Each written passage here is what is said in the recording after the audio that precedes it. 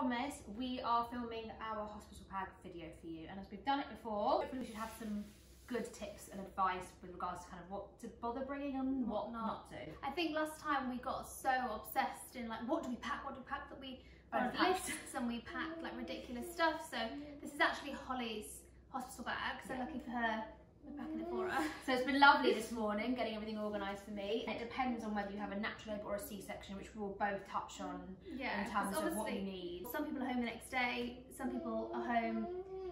Delilah's humming throughout this video. In the background, sorry. When I had Sarah, I was in there for 3 days, so obviously everything needs to be multiplied by 3. Holly, how long have you been there for? Well, I was induced. I was actually in there for 3 days as well. Again, you can be in there in and out in a day. You can be in there for a week. It's always best to have more than you think you need, but also only the things that you really need. We've done it in 2 separate sections, so stuff for you and then stuff for the baby.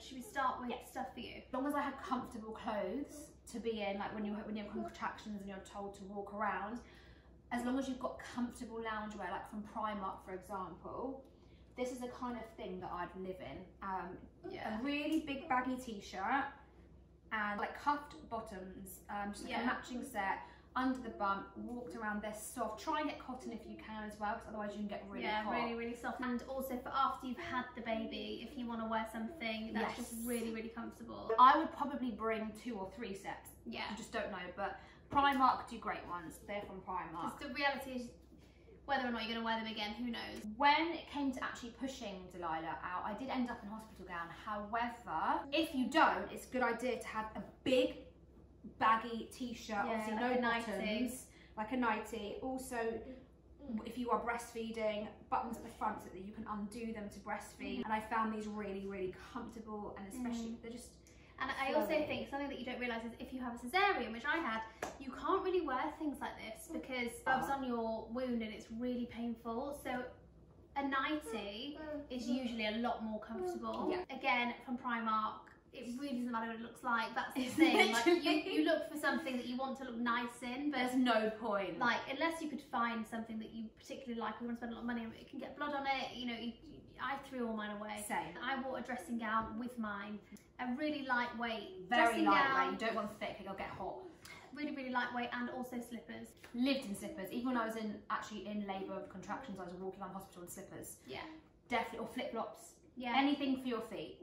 This isn't necessarily a must, but fluffy socks as well, mainly for after, really, when you just want to get cozy and you feel a bit near and you've got your nightie on. I love a good fluffy sock. Again, anything from Primark, whether you keep them or not, it doesn't matter as long as you're comfortable. Yeah. Obviously, after you have had the baby, very important, big, high-waisted knickers as well, so whether you've had a cesarean or not, just they need to be up here, high, nothing low. Yeah, just really like soft, really big, really sexy. Very sexy, and always have maternity pads with you. The thicker, the better, and a lot. Yeah, because like you bleed a lot. Breast pads as many as you can, because you probably will be leaking a lot as well. I think it depends on you personally, like how you feel. If you don't care about the fact that your hair's all messy and you don't like shit, because we all will, then that's absolutely fine. Exactly. You can do what you want. If you have him come to the hospital and you want to feel like you don't look like you've just died, you know, little things like a mini hairbrush. Yeah, you've got it, haven't you? Little mini hair. This is great because it folds up and has a little mirror in there just in case you do want to. Yeah, perfect. And moisturiser if you want it. Anything to make yourself feel better. Cellular water with cotton pads, especially after. A toothbrush. Toothbrush, and a little tiny pouch of shower creams, things like that, because you'll want to have a shower at hospital. Yeah. So it's nice just to bring your own, just so that you've got those little home comforts to make you feel a bit more normal.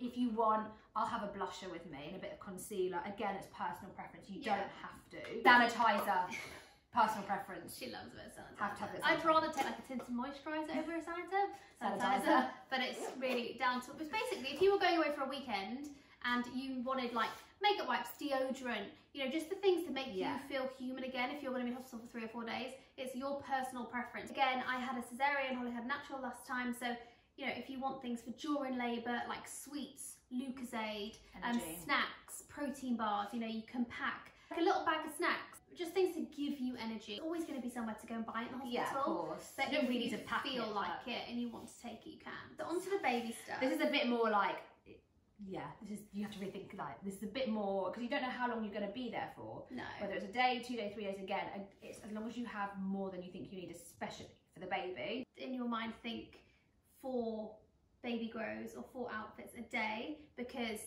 the babies are sick, you know, like sometimes they can just be sick on it and you want to change it straight away. When I had the cesarean, they asked me to take in an outfit to put the baby in. So this is what I'd like him to be put in when he's born. So it's just a hat, always a hat, little elephant baby grow, and a white vest to go underneath. That's what he's going to have when he's born, and he's going to have blood on his head, and it's going to be, you know, he's going to be a bit of a mess and a bit gooey. So then you'll probably be like, after a couple of hours, okay, we'll change that. Yeah, probably. You take your picture and you're like, okay. And hopefully you'll only be in there for a couple of days. But again, like, if you say 3 or 4 per day. If you don't want to fill up your bag too much, leave stuff in the car. Yeah. Your partner can just go to the car and get more if you need. When the baby is born, it's placed next to you in like a plastic kind of bedside crib, but it's really hard and not nice. Cozy. So what we always like to do is take like a really nice muslin and just place it on. The softer the better. The crib, so that when you put them on it, it just feels like they're not just on a hard hospital bed. Yeah. Where are these from again? They're from Milk on Instagram. Really soft. Yeah. And then obviously for when you're feeding the baby, you need a lot of muslins. A lot. So yeah, stick it over your shoulder or however you want. Yeah. Because Zack was quite sicky when I first fed him. The first few times I think I overfed him, but yeah, he was a bit sick. So it's good. These are cute. These are Aiden and an A. Yeah. Very cute. Really sweet. Cellular blankets. Really important, especially like. You can have them all year round, but obviously especially in winter. When they're first born, you want to keep them like as warm as possible. So a couple of cellular blankets, again, you can use one to take the baby home with, or you know, again in the cot, however you feel if you're feeding at night. They're really good, and Cellular is the safest form of blanket to get for a newborn. For going home, obviously our babies are due in the winter, so I'll be putting him, you can either put him in like a morgue or a blanket in the car seat, or a nice thick cozy cardigan, the little bubble hat. So cute.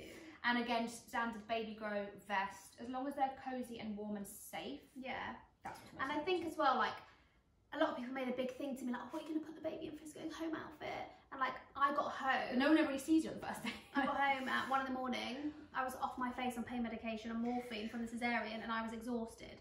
I don't remember what he wore when he came home. So don't worry about the coming home outfit, unless you're coming home to like a party and you walk through the door and you... Highly unlikely. Yeah.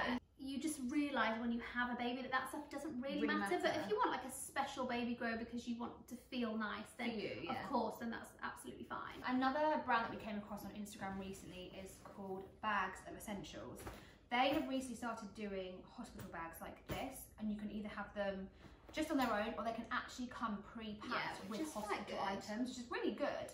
What we've both done is we've kept some of the items that they've sent and other items we've added ourselves, but these are obviously just some more essentials that you need. So obviously you're going to need nappies. You think like, oh, the hospital will give me nappies, but when that baby's born, it's your baby now. Yeah. You have to change its nappy. When he first did it, I was like, so have you got a nappy? And they're like, yeah, get on with it, like this is your life now.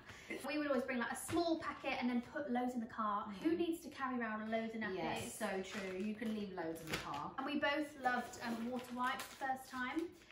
They're just completely natural. And if you would rather use cotton wool, you can use cotton wool with water. If you want to wipe the baby's face with a bit of water, we wouldn't use these on the baby's face. No. So you would use the cotton wool. In terms of milk, obviously, if you're not breastfeeding, I will be using Hip Organics. I did with Delilah anyway. I'll be using Aptamil, and they're tiny. They have a teat on that's already sterilised, and you just take the lid off and you give the baby the bottle immediately.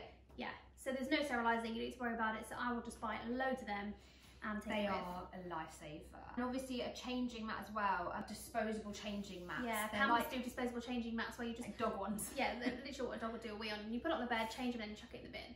But if not, then obviously a changing mat, and you'll just put it on your hospital bed and change your baby's nappy. I think the purpose of this video is to say, like, don't panic. Well, other than the baby stuff, if this is your first time, that's the thing, you know, the side of it that you're not going to really know as well. But as long as you've got like big maternity knickers, maternity pads, a loose nightie and some slippers, you are absolutely fine.